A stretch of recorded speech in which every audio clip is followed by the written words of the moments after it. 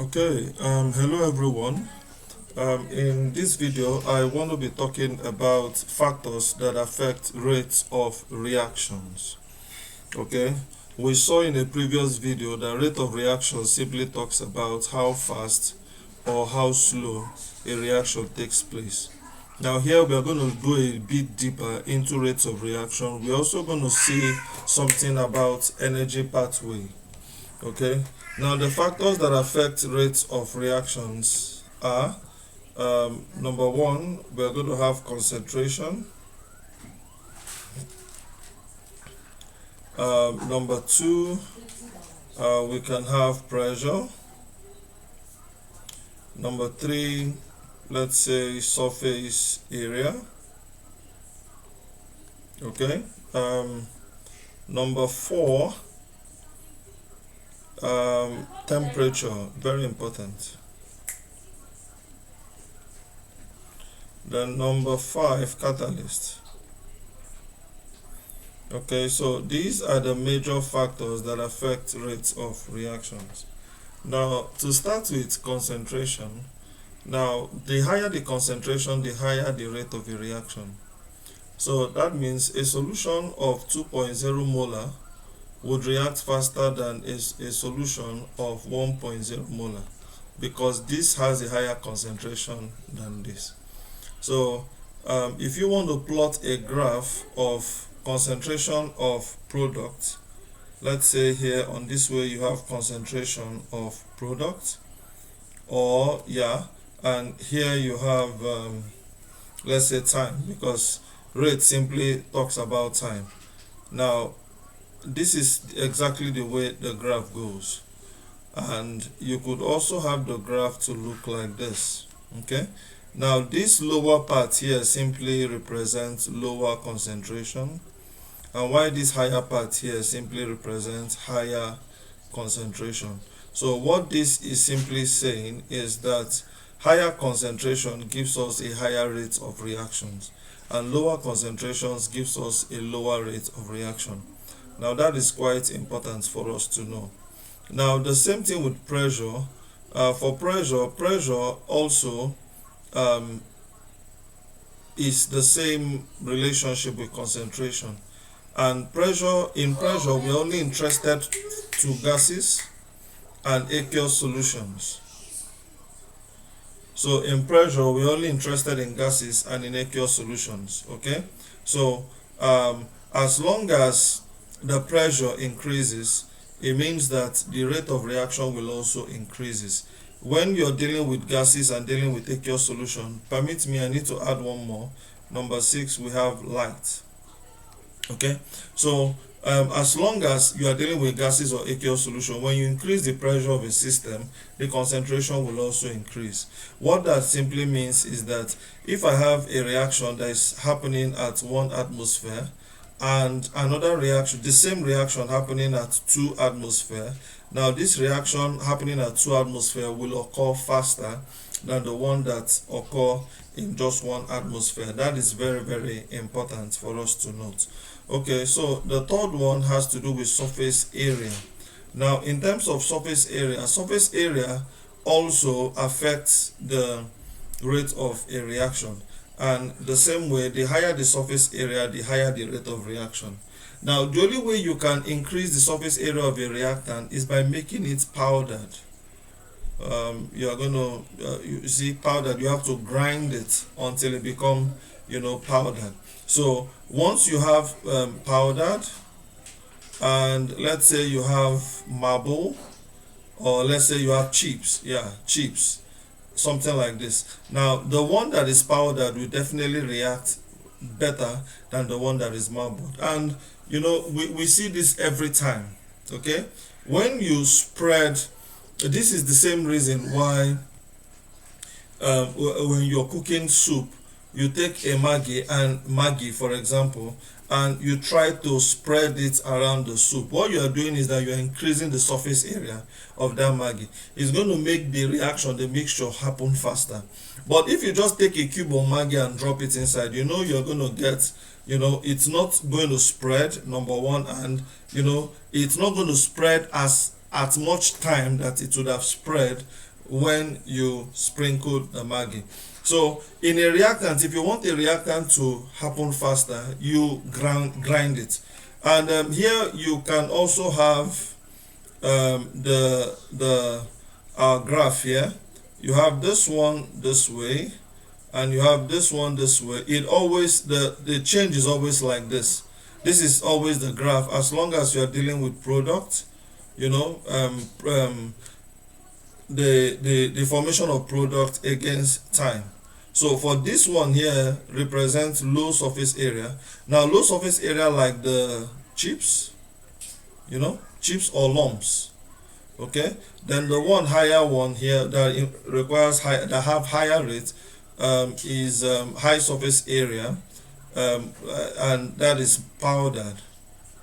So when you're comparing between powdered and what is it called now, chips, you know that powdered takes the lead.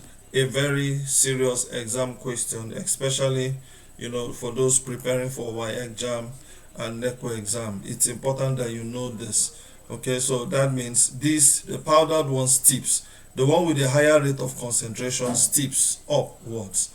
Okay, now the third factor that affects this is temperature.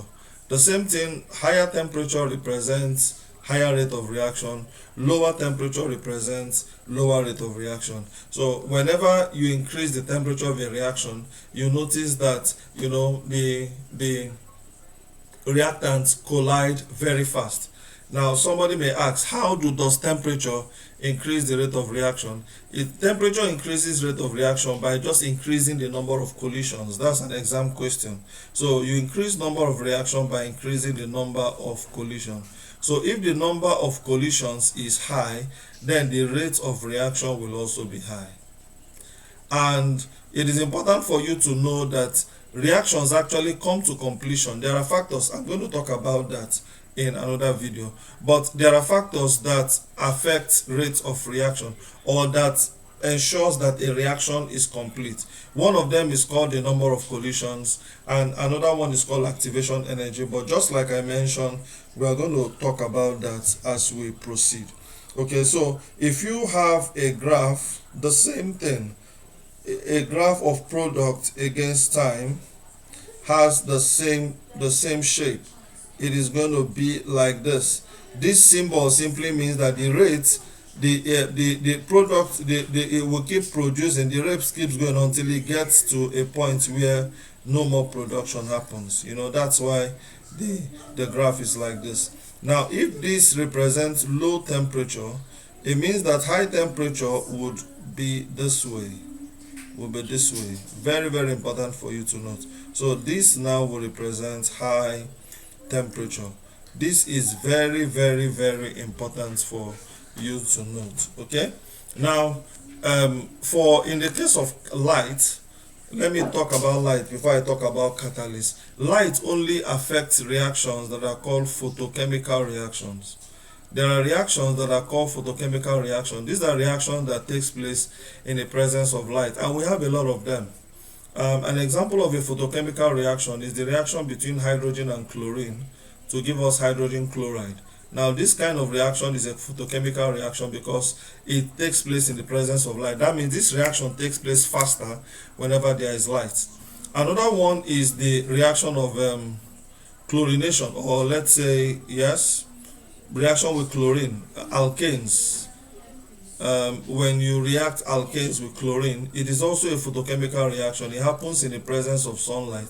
In the presence of sunlight, that reaction happens very, very fast. Now this is very, very, very, very important for us to note. Okay, now that now leads us to the last one, which is catalyst. Now catalyst increases the rate of reaction. Now this is very important. I'm going to say this quite slowly. Catalyst increases the rate of a reaction by reducing what we call the activation energy. Activation energy. So the way catalyst affects the rate of reaction, okay, is by reducing the activation energy. Now the question now is, what is activation energy? Activation energy is the minimum energy required for a chemical reaction to be complete. That means every reaction requires an amount of energy for it to come to completion.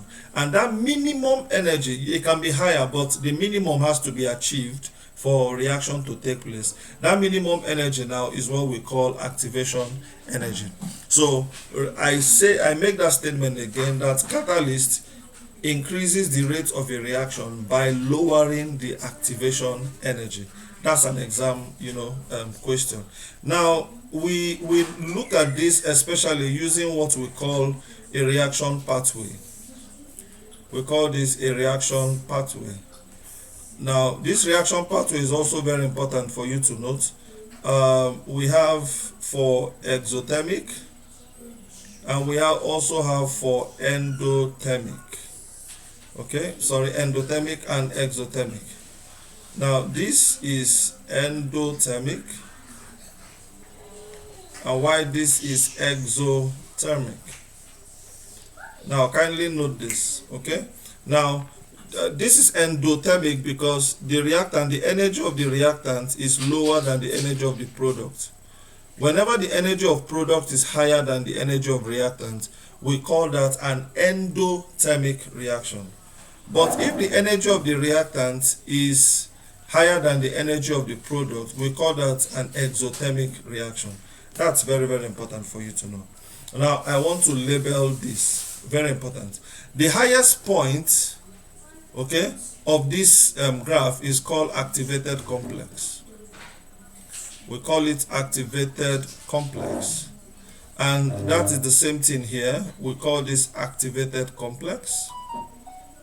Very important. Now the difference between the energy of reactant and the energy of product, there is a difference. It's called enthalpy. It's called enthalpy change. That's the same thing here. The difference between energy of reactant and energy of product, here we call it enthalpy. You see, enthalpy is actually delta H. Now this is very important for us to note.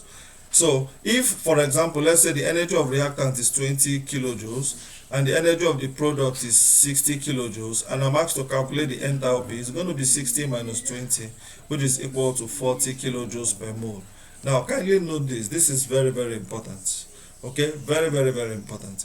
Now the difference between the activated complex and the energy of the reactant, the difference between the activated complex and the energy of reactant is called activation energy.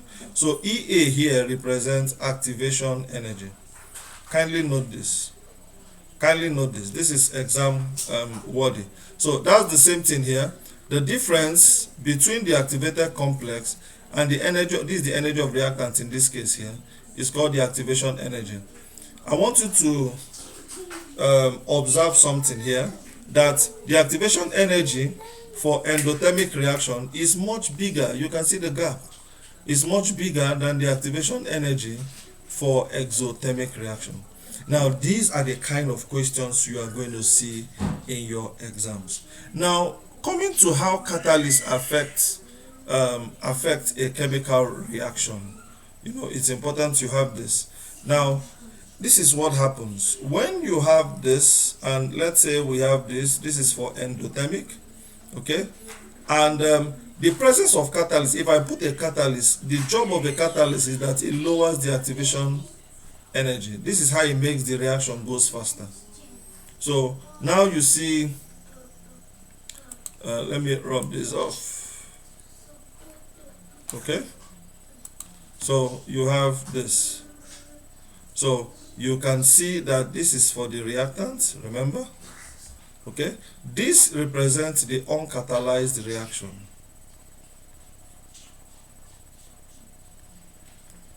And why this one here represents the catalyzed reaction. You see this? Okay, so catalyzed reaction means catalyst has been added, and you can see that it has lowered completely the activation energy. So from here to here now will be the activation energy of the catalyzed reaction, but from here downwards will be the activation energy for the uncatalyzed reaction. So it's important for you to know this.